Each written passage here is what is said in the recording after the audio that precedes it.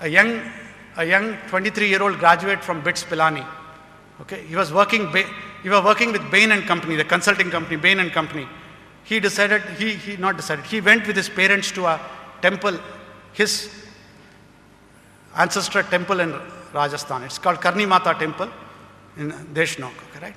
When he went there with his old parents, he really saw what the challenges were. Huge amount of inconvenience, very little facilities, old people trying to struggle. Okay, right? It is not disabled friendly. There is no wheelchair access.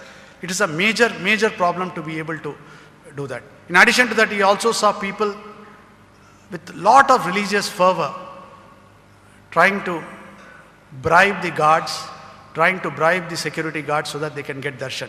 Imagine you're talking about religion, you're talking about faith, and after that you're having a situation where you have to bribe. Really dysfunctional, okay, right?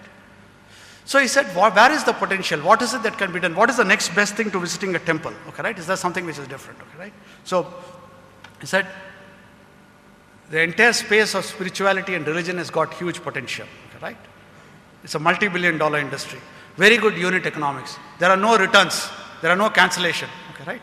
You don't go and put money to a temple and want the money back. Okay, right? So it's the faith. Faith is very strong. Okay, right? And you have seen all the channels.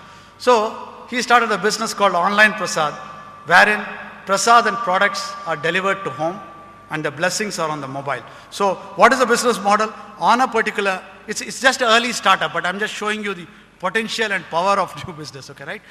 What is the thing? On your birthday, on your anniversary, on your particular day, you can actually actually do a puja in Siddhivinayak temple or Shirdi Sai Baba temple or Vaishno Devi on that day and get blessings and money and it's delivered to you, right? Yeah.